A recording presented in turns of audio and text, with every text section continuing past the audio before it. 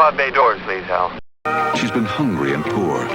She's been loved and cheated on. She became a singer because it was the only thing she could do. She became a star because it was the only way she could do it. If it's gonna break us up, I'll quit. Successful people don't quit, baby. Sissy Spacek, Tommy Lee Jones, Coal Miner's Daughter, rated PG. Now playing at a theater near you. The pod bay doors are open. Welcome once again. I'm your host, Jerry Dean Roberts of ArmchairCinema.com and ArmchairOscars.com. Seated here with the First Lady of Country Music, the critic, dare I say legend, on TalkMabyMe.com, the one and only Mr. Doug Heller. How the heck are you today, sir? It's 1 o'clock in the morning. Who in the hell is this? Lady, please stop crying. Please stop crying. Lady, you got to quit crying now. Come on.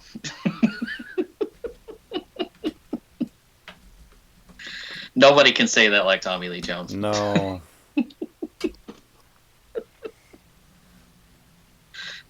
He has the kind of southern accent that you don't realize it's a southern accent. Yeah.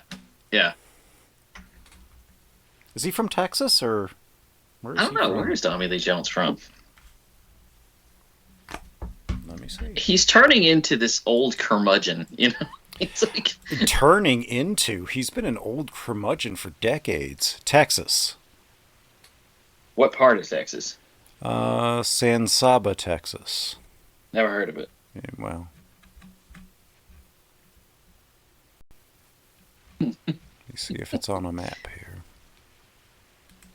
Sounds Mexican. San Saba. It's like a border town?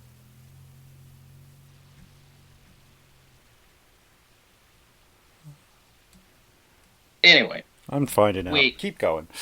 We are... This week, I'm coupling what we talked about last week, which was about... Last week we talked about What's Love Got to Do with It, which featured the late, great Tina Turner, who died last month.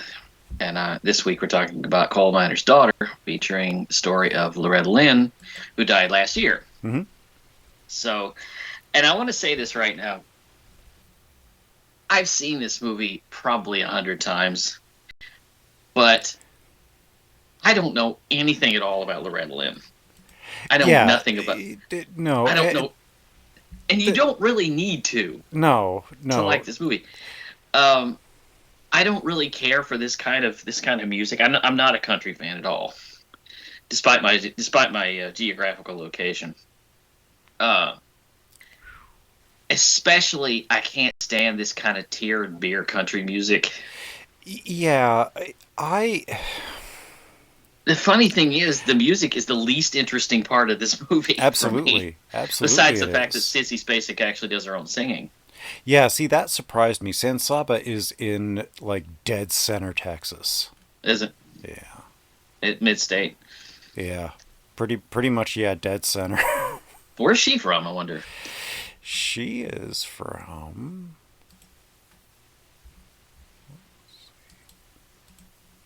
I have the IMDb up. She's from Texas as well. Here's the funny thing. The accent that she uses in this movie, I've seen this movie so many times that when I watch another performance by Sissy Spacek, I'm shocked because it's not this accent. See, this is backwoods Kentucky. On this one, you actually have a huge leg up on me. I saw this for the first time yesterday. Yeah. And the only time now. Yesterday. Well, this is a movie that I was around when this movie was new. Yeah. Actually, this movie does predate me by... About a year? Yeah, depending on when it came out. Yeah, somewhere. Came out late 1980. Oh, well then maybe pretty close to... Well... Let's see here. Keep going. It's an interesting thing that I don't really care. I don't really know anything about Loretta Lynn. Didn't listen to her music. Didn't read her book. Didn't do it. You know, I know who she is. I know she was a terrific musician. Mm-hmm. But the funny thing is, this movie is so absorbing that it could be about anybody else. It didn't even really have to be about Loretta Lynn. Yeah, I mean, it's a fictionalized retelling of her life, so they could have just given a different name, Right. and made a Right. fiction film, because they say that it's based on her It's based on her book. on autobiography or memoir Mm-hmm.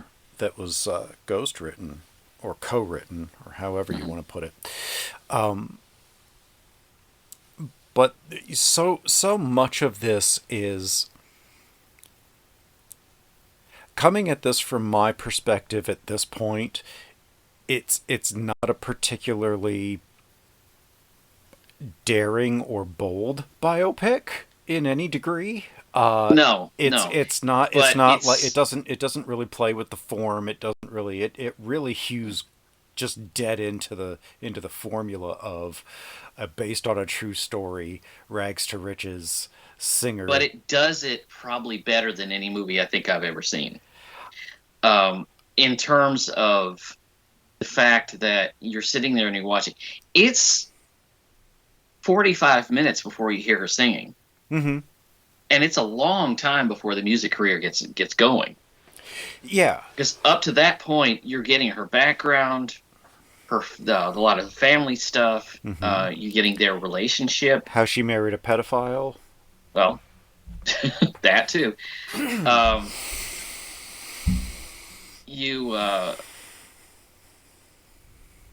you're getting a lot of stuff. You're getting a lot of interesting stuff Mm-hmm. going on, and there's this. This movie's really about a marriage. It's more about a marriage than anything else. Because when I was watching this last night, it's like, okay, the scene in the honky tonk where he basically pushes her on stage. That's way into the movie. Yeah, it is. Yeah. Because it starts. She's 13 years old, and Sissy Spacek amazingly manages to play this woman from age 13 to about 35. Mm-hmm. And you believe every age that she is. And she was 29 at the time. I would have believed 17 or 18 over 13, but yeah, I'll grant the point. She looked more 13 than Tommy Lee Jones did 19. I thought he was 22 Right. because he was already out of the service. Right. Well, what I'm going by with that is when they actually got married. Mm-hmm. Because he was 19 and she was 13. But still. There's all of this atmosphere. The reason I appreciate this movie so much is because I've seen probably every musical biography you can think of, and they almost always seem to be the same. They take the 5 high points of the person's career, and they nail those 5 high points, and we don't get a life. Here, we get a life being lived. Right. Here, and I think also with what's love got to do with it too. We're getting lives. Ray did the same thing. We got a life, but the bottom is Bohemian Rhapsody. Where we got bullet points. We didn't get a life at all. Oh, I hated that movie so much. We both did. Oh. Try as Rami Malek did. Praise to Rami Malek, because I really love that kid. He's a wonderful actor. He did everything he could for that role. He's just stuck in a bad movie. It's just exactly. It's just. I hate it when they do that. I saw that Whitney Houston biography that came out recently, and again, that's another movie where they just. They hit the director of points. Ease Bayou do that? Yes, Oh, Casey Levinson. yeah. That was a disappointment. They hit the bullet points, but they're not interested in the person. Right. Here, they're interested in the person, and you get this. And I think in a lesser movie, these scenes would have been about the first 5 minutes of the movie, and you would have been done with it.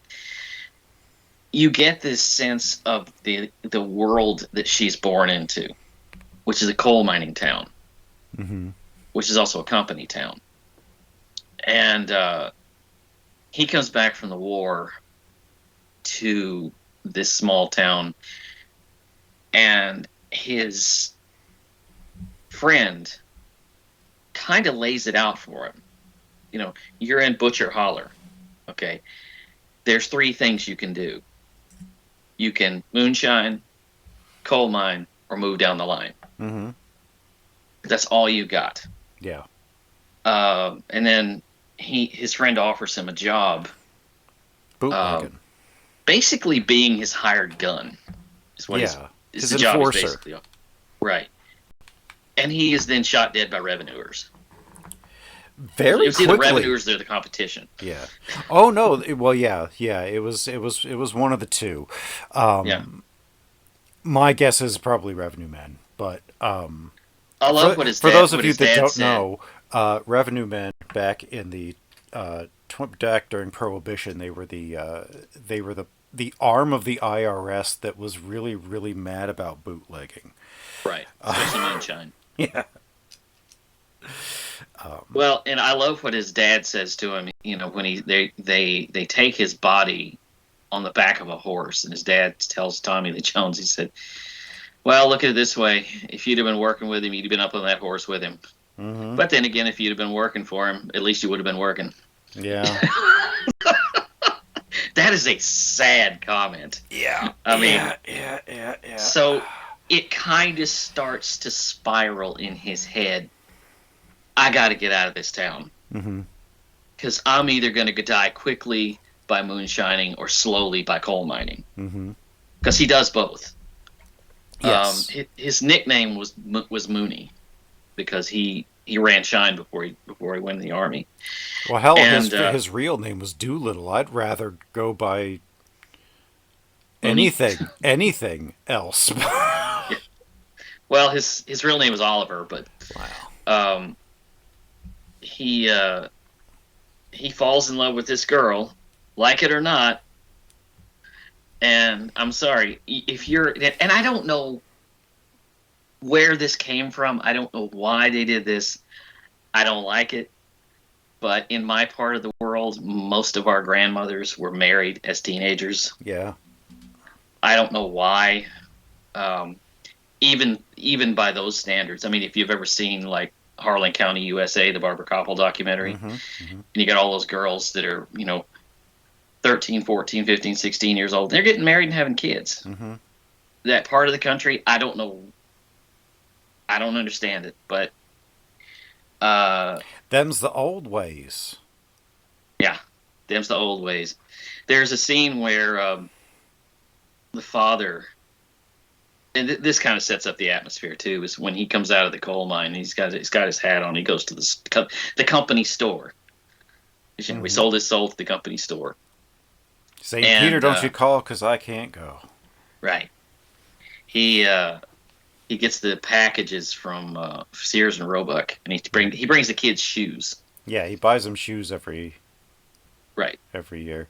It's actually, it's a really touching, that whole part right in the beginning is really touching until she sings the song Coal Miner's Daughter, and you realize that they basically adapted the song into the movie. It's like, okay. She's singing about getting the shoes every year. I'm like, okay, we saw that. Oh, okay. You're talking, what's interesting though is the time we spend with that family. There's a scene where Father, by the way, played by the band's drummer, Levon Helm. Levon Helm, who I keep thinking of as an actor more than a musician because I've seen this movie so many times. Yeah, he's very good in this movie. He's in a number of movies. He always did a pretty good job. He's the voice behind The Night They Drove Old Dixie Down. And Is he? Many of the other big hits that the band did. He and Rick Danko did most of the singing. He's really good in this movie. He is really good in this. There's kind of pushing forward the whole marriage thing. Somebody said because all the kids get shoes, and he gives her a dress. Mm-hmm. One And of the kids shoes. says, "Why did she get a dress?" This is, well, she's getting to be a grown up woman, going on 14. Yeah, yeah. And I agreed more with the little brother. Saying, she ain't no woman. She just ain't nothing but a dead burn kid. And I'm like, yeah, Yeah. Mm-hmm. like yeah. Yeah. Mm-hmm. Mm-hmm. But it sticks with Doolittle that he falls in love with her. And they don't want her having anything to do with him. And we kind of understand why. Yeah. He's been around the world. He's a wild kid. He's a wild kid. He's run moonshine. They don't want their daughter with this man. No. But he comes to them with such sincerity. Mm-hmm. Such sincerity. He knows nothing about her. I mean, they've known each other, what, a month? Something like that. And I love how they just send him back and forth between the two. She's like, sit down, wait till they go to bed. Yeah, you'll catch them together. Go ask Ted. And then Ted's like, go ask Clara. Yeah, go ask Ted. You see her sitting on the couch, and he's running back and forth. And she knows what they're doing. Yeah. Which, by the way, basically giving him the runaround. So I always love this, and I always love pointing this out in any kind of a movie that I can find this out about. Mm-hmm. I just want to note that Levon Helm would have had to have fathered Loretta at 9. 9, yeah. That's kind of like he was born in 1940. She was born in 1949. That's kind of like in Last Crusade. Sean Connery and Harrison Ford are 12 years apart. Mm-hmm. Harrison Ford was like, well, if you know Sean. Well, yeah. But no, it's wonderful because they build this thing in spite of her age, which is a real hurdle I had to get through this time. And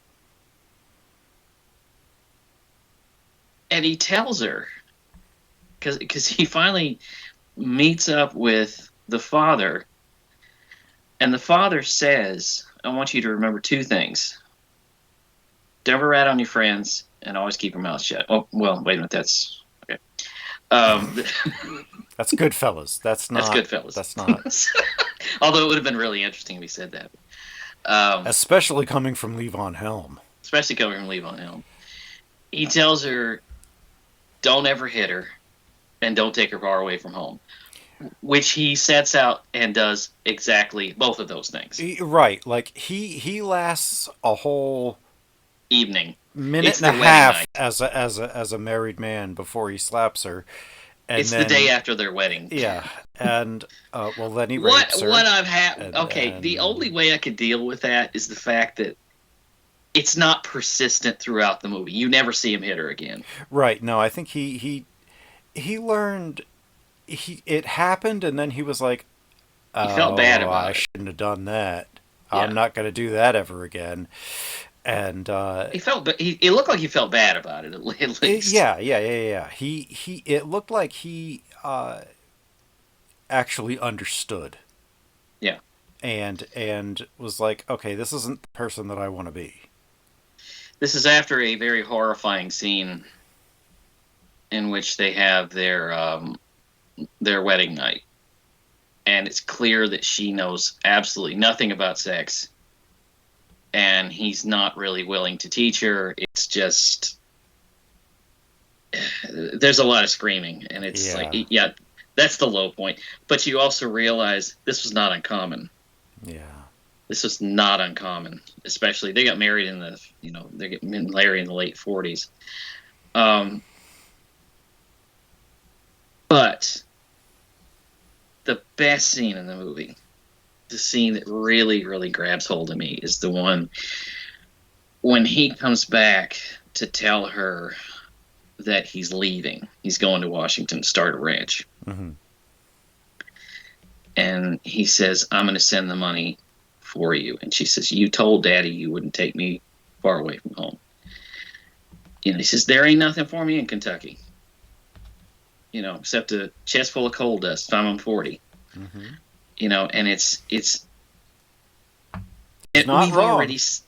We've already seen the build up to that. Mm-hmm. We've already seen the build up to that. He understands that he can't stay there. Mm-hmm. And it's so symbolic. I love the way this shot is set up because they're talking about their future. And he's trying to convince her that they have to leave Butcher Holler in order to have a life. Mm-hmm. And behind them are the railroad tracks that split off in all directions. Mm-hmm. It's a beautifully set up shot. This is directed by Michael Apted, who always was a very gifted director. Yeah. He's got a good sense of the time and place. Yeah. And he's best known for documentaries, the Up series, which took a group of British children at age 7 mm-hmm. and interviewed them every 7 years. Yeah, and then he revisited them every 7 years up until he passed, which was just in 2021. A couple years ago. Mm-hmm. Yeah, it was just in 2021. And he had just done 63 Up. That was the last thing he did. Yeah. But he's done so many other things that when I saw that he directed this, I'm like, really? And then I was like, oh wait, he also directed in addition to the Up series, he's done a Bond movie. Mm-hmm. He's done a Narnia movie. Yep. He's done episodes of Rome and just prolific. Very. Right. Extreme Measures, and like he never sat himself he never pigeonholed himself. He always was just doing a big variety of things. Like he didn't settle into a niche. And which is really strange, because if you've seen his other work, this kind of is sort of an outlier, because you're like, okay, I sense maybe other hands on this. Mm-hmm. But what I drew from this, especially this time, is that you never feel like you're just marching an icon through paces, which a lot of biographies do. Mm-hmm. This is a building experience. It builds their relationship. It builds on her life. It follows her on a journey, mm-hmm. from the time she's a child to the time she's on the stage, and you're sort of right there with them. Mm-hmm. What I love is that he is the one who pushes her on stage. Yeah. But his only motivation, it's not money, it's not any of that. His only motivation, I like the way you sing. Right. I'm proud That's of you when you sing. Yeah. And he pushes her on that stage, and he gets her going. And I love this, because you never see the actual work that goes into this. When they start to build from her name from the ground up, mm-hmm. and you see, and this happened a lot in the 50s, you see them out on the road. They go out on the road to promote themselves. Yeah. They pay for their own pressing. Mm-hmm. They pay for their own photographs. They're on the road with bologna sandwiches. They're out going to different radio stations trying to get them to play her record. I love the work involved. Mm-hmm. And they're sleeping in their car because they can't afford a motel room. Right, and they get to one place, and they find out that they actually have a hit record already. Oh, but what builds up to that? I loved that. Is he's teasing her, and they keep eating bologna because that's what they can afford. I love the idea that there was a time when bologna was actually affordable. He makes fun of her, and he says, she says, I'm tired of baloney. And he says, you know what they say about baloney? He says, it makes you horny. And she says, well, what does that mean? And he won't tell her. Right. And then she goes on to an interview. She's on the radio, and she is just talking. Just talking. Kind of jabbering. And talking and rambling. And she started talking about the baloney and making her horny, and she still didn't know what it meant. So the station manager comes out freaking out. The DJ freaks out. Yeah, everybody's like freaking out. Station manager is just like, I'll never play your records. You're lucky they don't pull our license. And then he slams the door, and the guy comes out and he says, as long as you're on the charts, you'll be played. You'll be played. You're number 14 nationwide. Yeah. They didn't know it. Right. They've been on the road so long, pressing the flesh, and they've been on the road so long pressing this thing. They didn't even know they charted. And then finding that out led them directly to the place that would make her name. The Mecca. The Grand Ole Opry. And I love how how they revealed that. Don't put a D. It's not the Old Opry. It's the Old Opry.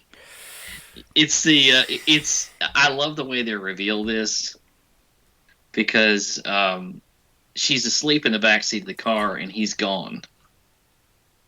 And she looks out the window. And it's Sissy Spacek. Who has better eyes than Sissy Spacek? she looks out the window and she looks up. And she just sees, it's like they've arrived at the Mecca. Mm-hmm. This is the Mecca of country music. And the Grand Ole Opry. And he's playing it like it's nothing. Right. And this is still going on today. Like this is an institution in country music. It's so much the institution that it is literally just the old guard keeping everybody out except for the one or two people they want to let in. Yeah. And then, people like the really great country really great country artists, Johnny Cash. Oh no, he was dead before they got him onto the Grand Ole Opry. Was he? Yeah. Okay. Yeah. He died in his early 20s. He was young. Yeah, I know he's 29. Yeah. I didn't know when he died. Yeah. Yeah. And the Grand Ole Opry was happening, but I don't think they had him on it. Okay. But they banned Johnny Cash. Mm-hmm. I think because he broke a couple of footlights. Oh, really? Yeah. If I remember correctly, they banned him because of that. But Willie Nelson, Merle Haggard, Chris Christopherson, Roy Clark. They weren't allowed on there. Like and right. Like unless it was like somebody that was being ushered through by the old guard, somebody like, I don't know, Marty Stewart or something like that. Yeah. Marty Robbins or something like that. Yeah, and every now and again they'd let Charlie Pride come on the stage. They dance out their token and on a coupon night. Yeah, and Charlie Pride was a hell of a singer, though. Whew. He was. He was better than that genre. Yeah, he was. But that whole concept of the Nashville country music guard. Think about the beginning of the Buddy Holly story. Yeah. When he's trying to record in Memphis, in Memphis, and or Nashville, and he was like, they were giving him like these really bad, like just studio musicians that were just playing everything slow and country, and he's like, that's not how these songs go. It's like, this is just how it is. This is how you do it. It's like, no, this isn't my music. Yeah. You wanted to record me, let's record me. Right. But yeah, they had a strict control over the sound that eventually broke down because people like Johnny Cash and Willie Nelson and all of that shattered the old guard. Yeah. And then they became the old guard. And they didn't care about it. But this is, for the longest time, this was how you got to be a country star. Yeah, somebody like Crystal Gale. Yeah. Who had COVID. By the way, she's in this. Her character is in this movie. The first time that we see Loretta Lynn on the porch, our mother sends her outside, says, take the baby outside. Mm-hmm. And she's bouncing the baby around. The baby that she's bouncing is her sister Brenda, who would later become Crystal Gale. But now, yeah. Ernest Tubb is in the movie. Ernest Tubb and Minnie Pearl. Yes. And Roy Acuff. Do you know what pissed me off the most about this movie? What's that? They show us Minnie Pearl twice, and they don't even let her talk. She was hilarious. You never even got to hear her talk. They never even gave her a line. Ernest Tubb gets to sing. What about Minnie Pearl? Yeah, I was mad. I always liked Minnie Pearl. She has a wonderful song called "I'm Jealous." Yeah. And it is hilarious. Go look it up. It is hilarious. It's great. It's called "I'm Jealous." Minnie Pearl was something else. But yeah, Ernest Tubb. It's not even a walk on. It's just they point to her. No, yeah, is. It looks like she had some stuff on stage and they cut it all out. Yeah. And then they just cut her in to show her and say, look, see, here's a country star too. And if there's one person that should never be window dressing, it's Minnie Pearl. No. No. And And if there's one person who has a face for radio, it's Ernest Tubb. Yes. Oh. Yeah. And he was to talk about the old guy. I mean, he wasn't that old when this was really happening, but wow. Oof. That's a face for modern art. Oh. Wow. But she gets up there, and it kind of happens really fast. Because she gets up there, and she sings, and she's a hit. And when they come off stage, and this is the center point for me of the movie, is when she comes off, she meets up with Dew, and she says, this is the greatest moment of my life. That's the center section of the movie, because after that, she becomes a superstar. Mm-hmm. And then the story becomes not getting famous or being famous. It's staying famous. Mm-hmm. It's staying on top. It's the pressure because you have to keep working, and it's relentless. I did love her friendship with Patsy Cline. She meets Patsy Cline, played all too briefly by Beverly D'Angelo. Best part I've ever seen her play. That's the best I've ever seen her perform in anything almost. She brings something out in Loretta. She brings out an independent streak that Doolittle can't stand. Mm-hmm. And something in her begins to change because she starts spending a lot of time with Patsy. And you can see that he's lonely. Mm-hmm. When she's on the road, he's lonely. He starts drinking. He's in the backseat of the car with that woman. Mm-hmm. And it's not about sex. It's about companionship, which he can't have with his wife because she belongs to everybody else. Mm-hmm. And it brings these fractures into their marriage. And those pressures of stardom are really starting to lean on them. Mm-hmm. And it keeps them apart. Because there's that montage at the end of the film when she's on the road by herself. Yeah. And he's at home with the kids. And it's interesting. That's when she starts to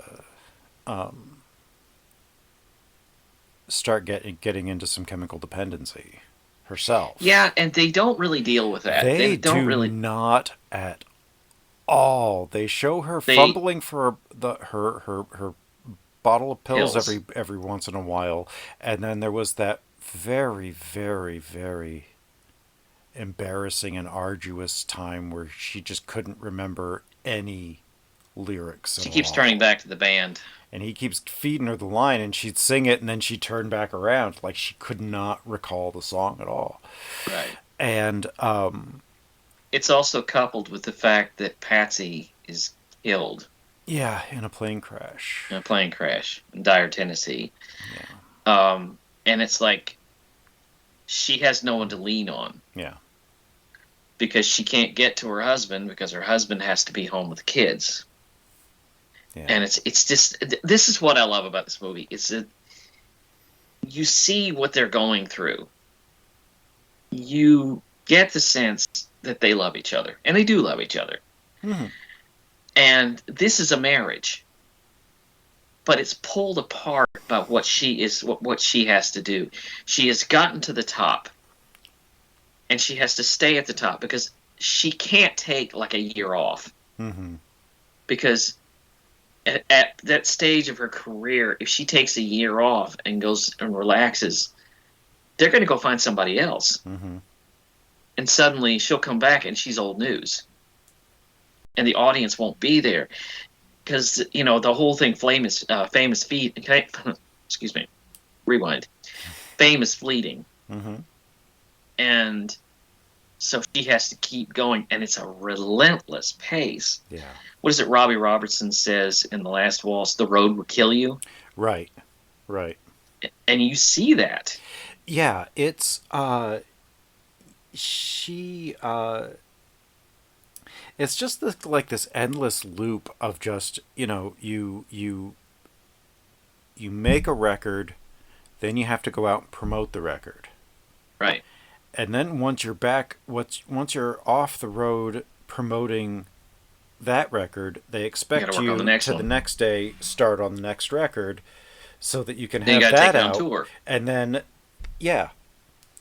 Not to mention the charity gigs that you do, the state fairs. Yeah, or the television appearances and all that other kind of stuff that's separate from the tours but still during the promotion. It's exhausting, and this is there's not no reason for it. And this is way back before social media, before you could promote yourself online. It is way easier now. As hard as it is now, it's far easier now than it was then. Well, I mean, you could today, if a person wants to promote themselves, they can go on YouTube. Yeah. They can promote themselves on YouTube. And it would alleviate what they have to do earlier in the movie, which is drive to every radio station in a tri-state area. And nowadays you can sell yourself on the internet and you don't have to go through all of that. And, you know, it's much easier to promote because you can promote your album online. You can put samples of your music out there. She had to go on television shows and sing this stuff and do concerts. Like you say, do concerts and charity events and fairs and all of this stuff day in, day out. And she's probably on the road 10 months out of the year. Yeah. And she's got a family. And a lot of this is, if you listen to any autobiographies or read any autobiographies from musicians, they say that it's just, you know, you go to sleep in one place, you wake up,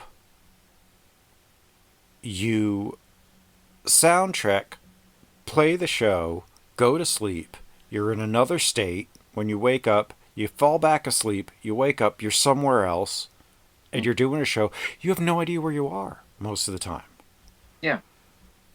And she can't be with him because she's performing, promoting, recording, writing, or, you know, whatever. And it's up at dawn. And like you say, it's go to sleep in one town, wake up in another. It's, you know, it's always on them. It's the never ending. it's the never-ending concert. It's always moving. And what I love about this is I love that the movie will actually do the work to show you this. Mm-hmm. Because a lot of movies would just cut to the highlights. This does not do that. No, because there's a lot of good shorthand in this to show you what it's doing to their marriage too. Right, and I do like that they really don't hit you with here's her hit, here's her next hit, here's her next hit, right. Here's her next hit. It was what was it, the first one that she did, the Hillbilly Girl, or what was it? Honky Tonk Girl. Honky Tonk Girl. Mm-hmm. And the next song I can You remember. Ain't Woman Enough. Yeah. And like Coal Which Miner's, is basically her Jolene. Right. And then there's like Coal Miner's Daughter. It's like they only really play like 3 of her bigger things, and it's just music. It's not her singing throughout. Right. And before she starts doing the things, it's she's covering, obviously. But yeah, it's and then she starts singing. She starts going on the road with Patsy Cline's songs. Mm-hmm. After she dies, she starts taking Patsy Cline's songs on the road. But the funny thing is, the music is what I remember the least about this movie, because I'm not. It's not so. Your face is not mushed in it. No, and I think Bohemian Rhapsody was a movie where, okay, here's them writing this. Okay, now here's them writing this. Okay, now here's them writing this. Exactly, and it's kind of. This is refreshing in that, yeah, it wasn't a road mapped what you were going to see and what was going to happen next. And yeah, the emphasis was on the characters and on the people. And I think that is what Apted brought to it. Right. Because he was focusing on the people, being an Englishman making a movie about an American country singer.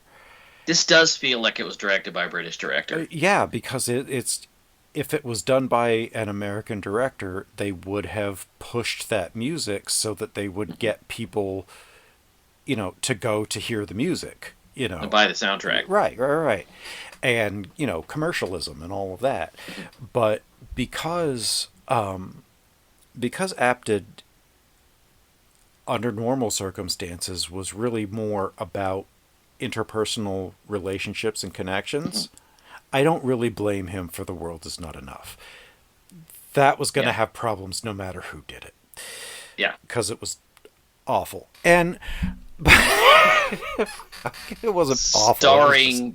Starring a James Bond who was a personality black hole, a charisma black hole. I'm sorry. Pierce Brosnan, no. It's a charisma black hole. He was wonderful in GoldenEye, and that was about it. That was about it. But, yeah, and I see what you're saying. It's, there's so much more to this than you expect. Mm-hmm. But it's not, what is forward in this film is not what you expect. No. Because this is what I want from every biography that I see. I want a person, not an icon, not an image. Mm-hmm. I want a person. In What's Love Got to Do with It? I got a person. Yeah. And isn't it kind of impressive that the hair and makeup, as she goes on, she starts to look less and less like Sissy Spacek? She does. She does. She starts off, it's very much mousy Sissy Spacek. And by the end of it, she's got this hair. It's like they put a nose on her. Like, I don't know how she got the nose by the end of the movie, because Sissy Spacek doesn't really have a nose. No. I don't know how the hair and makeup people, that is some spectacular work that went unrecognized. Did they put some blonde highlights in Tommy Lee Jones's eyebrows? I think they did. They put blonde highlights in a few spaces, and that just looked wrong. Let me put it this way: I've seen what the real Doolittle Lynn looks like. If they had cast according to looks, he would have been played by Hoyt Axton. Yeah, well, I mean. Loretta Lynn, and this would have been a way different movie. Loretta Lynn wouldn't have exactly been Sissy Spacek either. Right. But the funny thing is, I buy her so much as Loretta Lynn. Oh, yeah. She's a little like George C. Scott as Patton. Yeah. When I think of the real person, I don't think of the person. I think of the person. Yeah, I think of the actor playing him. Yeah. As far as I'm concerned, George C. Scott was Patton. Yeah, as far as I'm concerned, Sissy Spacek is Loretta Lynn, and but this is, like I say, when I see a biography, I want a person and I want a journey. I want to feel like I've been there with them. I've come through the hell with them, and the same thing goes for Tina Turner. Mm-hmm. This Tina Turner went through hell with Ike and came out the other end as Tina Turner. Mm-hmm. And here I feel like she's gone through all of this. She starts as this kid with nothing. Mm-hmm. And you see the blood, sweat, and tears that she goes through. There's a shot of her mansion at the end. Mm-hmm. And you know that she has earned it because of all of the things that she's had to go through. It's kind of like Graceland. Yeah. And she's earned all that. What I love. There's another one. One thing I love about this movie is I love where it ends. Yeah. I love that it ends with an argument about the bedroom window. Yeah. That's how they cement their relationship.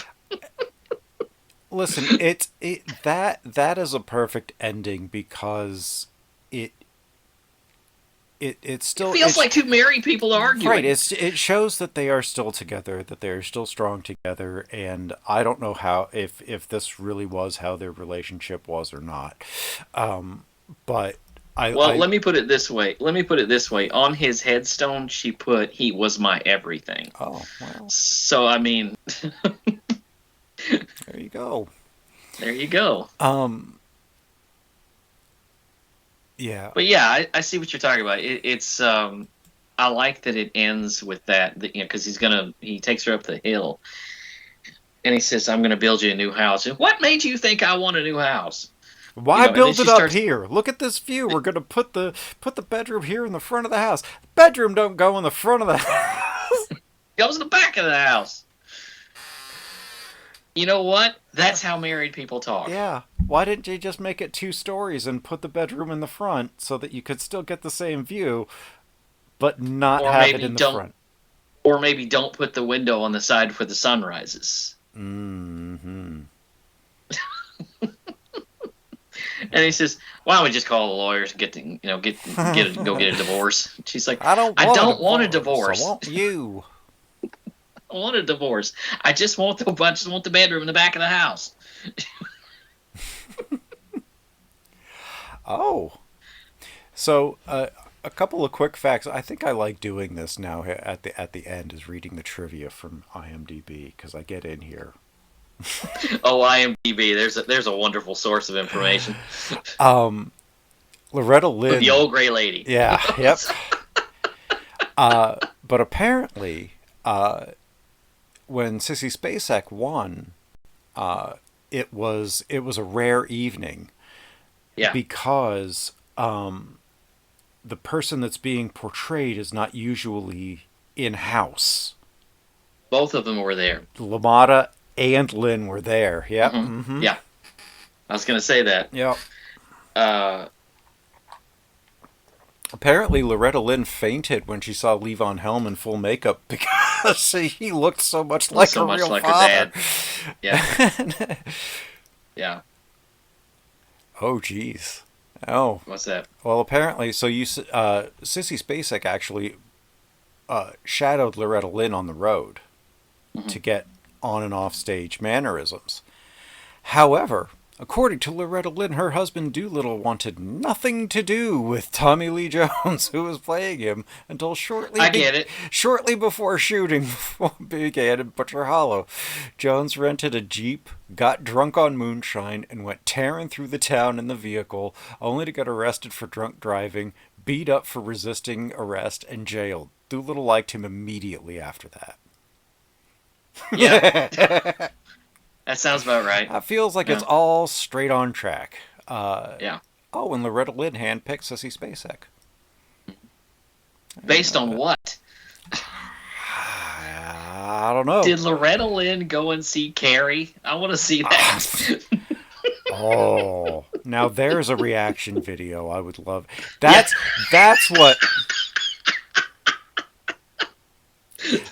what Time Machine should be used for. Going back and getting reaction shots of people when things just weird shit happened. Well, did she see her in Badlands, or did she see her in Coleman and Carrie? Oh man, I know, right? Either Starkweather's girlfriend or a telekinetic outcast that. Oh man. Yeah, what did she see her in? Anyway. But after this, I'll tell you, her career was made, because I remember she was all over it in the 1980s. Oh yeah. And she's still a phenomenal actress. Yeah, she is. Yeah, she is. Despite her cousin went batshit, but her cousin is Rip Torn, by the way. I did not know that. Yeah, her cousin is Rip Torn. He's late Rip Torn. He's my birthday buddy. I was born on the same day as him. Really? Yeah. Really? Nice. Yeah. Rip Torn, Francois Truffaut, Ronald Reagan, and me. Wow. I've got, let's see, who do I have? I have Mamie Eisenhower, King Charles, Joe McCarthy, Veronica Lake. Oh, okay. And D.B. Sweeney. Okay, so you got two. Yeah. You got two. My mom was born on the exact same day as Alice Cooper. Ah. My father shared JFK's birthday. Really? And my grandmother on my mother's side had the birthday or birth date? Birth date. Birth date. Like birth the day of the month. Okay. And my grandmother was born on the same day as Truman. Oh, really? Yes, so my family actually has a penchant for being born on presidents' birthdays of the opposite party they end up promoting. Both of them had Democrats. I had a Republican. They were lifelong Republicans. I have never voted for one. Nor have I. But I think that, and Loretta Lynn is the only main character in the film that does not use profanity. And it was a PG movie, which after all of the things I heard them saying, I was very surprised to find that. Even her son. Yeah.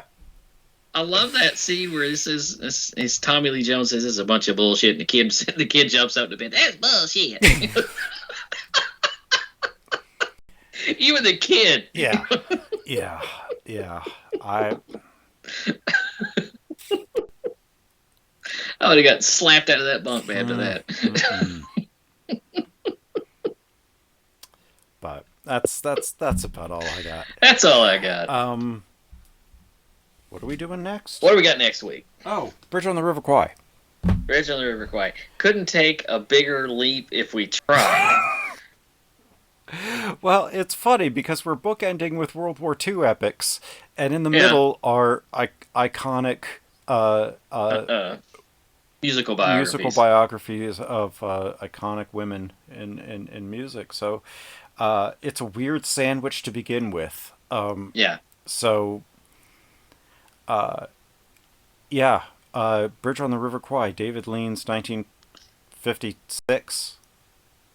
57. I always... Best Picture winner. Phenomenal performances all around. Alec Guinness and... My God, what have I done? Oh, and William Holden, and I want to say something about Alec Guinness. It always bugs me that my generation primarily knows him for Star Wars. Yeah, mine too. Because if you know him from his films in England, you know what a chameleon he was. Oh my God! If you watch The Man in the White Suit, The Lavender Hill Mob, The Lady Killers, and The Horse's Mouth, which he wrote and he directed. Yeah, excellent movie. His film, the film that is just unbelievable is Kind Hearts and Coronets. I love that movie. About a guy who realizes that he is ninth in line for his family fortune, so he decides to murder the 8 other successors, and the other 8 successors are all played by Alec Guinness.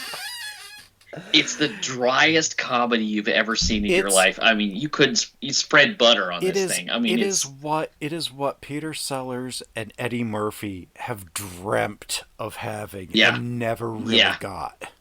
Yeah. Sellers came close a few times, but this is Kind Hearts and Coronets is just friggin' amazing. But it is so dry. It's so good though. I actually one of my favorite actors in the movie, Sessue Hayakawa. Oscar nominee. Yeah, I really don't know too much else of what he did though, and I feel bad about that because 1950s Japanese art. If you've seen his performance in this movie, I think it's enough. I mean, that's a hell of a performance. It is. But the fact that he slaps the shit out of a Jedi. The fact that it's a 1950s movie, he was a prominent Japanese actor in the 1950s, and I don't know his other work, is kind of surprising to me. Playing a villain, of course. Well, I mean, they were kind of. It's a prisoner of war movie. I mean, Yeah, but I love it. It's our first David Lean movie. Yeah. Which surprises me. It surprises me too, honestly, because Lawrence of Arabia is my favorite David Lean movie. I'm surprised we haven't done that yet. But I tried watching it the other night on my computer, and I was like, okay, this does not feel right. No. I'm sitting there, and I'm like, okay, I've got to go and watch this in my living room on my big screen TV because I was like, I cannot. This just He's showing me his copy of it. The nice collector's edition Blu-ray. This thing is in such a wide... It's like 2.55 to 1. Oh, yeah? Yeah. Yeah. Like, the only other movie that I've seen that is, like, a wider aspect ratio that I can think of is Ben-Hur. And that's 2.76 to 1. Well, and I want to say this. I would hope that if you're going to follow our show, you'll watch the movies that we're talking about first. But if you watch Bridge on the River Kwai, don't make any other plans the rest of the day. Yeah, no. It's not that long. It's pretty long. It's on Max right now. It's like 2 hours and 40 minutes. 2 hours and 42 minutes. That's it? Yes. I thought it was longer than that. No, Maybe I'm thinking of Lawrence of Arabia. 162 minutes. Lawrence of Arabia is a solid 4 hours. That's a solid 4 hours. That's a solid 4 hours. But Bridge on the River Kwai is only 162 minutes. Okay. So don't worry. It's still a long movie. It is long.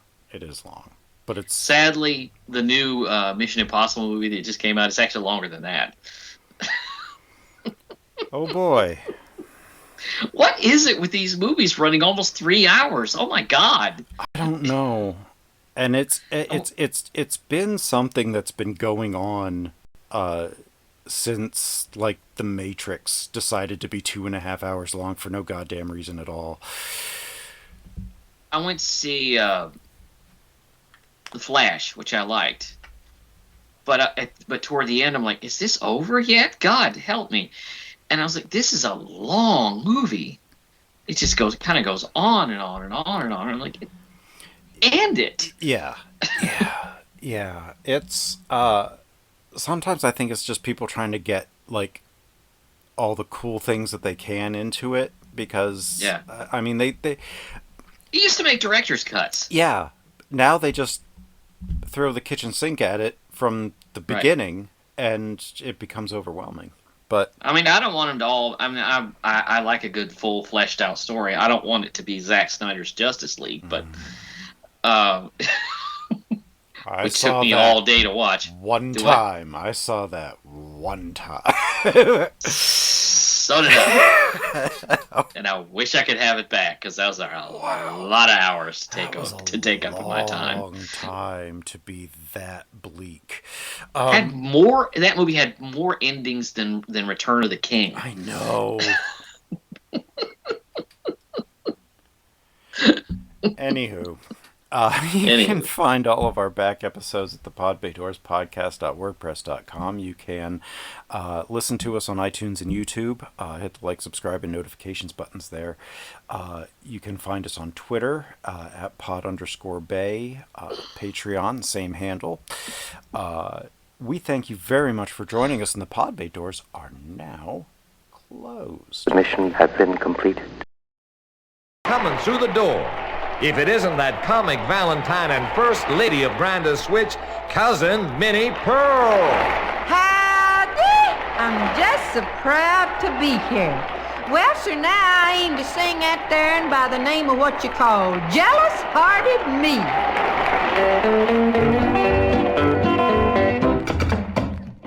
You can have my coffee, you can have my tea, but just you let my feller be. I'm jealous, jealous-hearted me.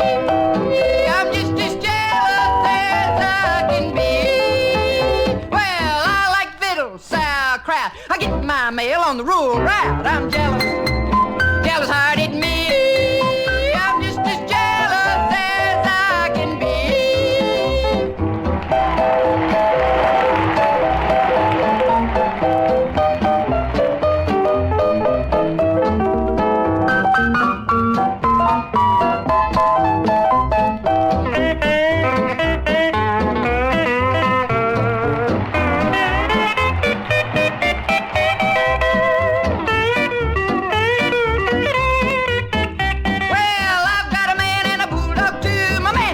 But my bulldog do. I'm jealous, jealous-hearted me.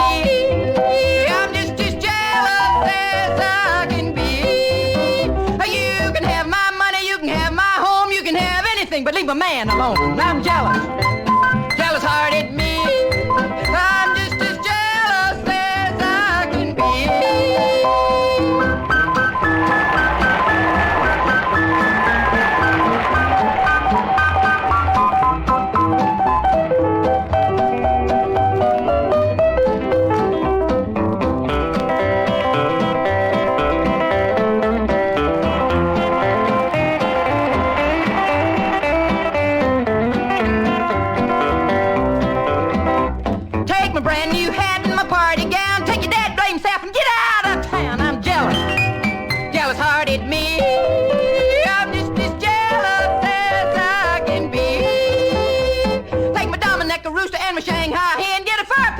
And don't come again. I'm jealous, jealous-hearted me.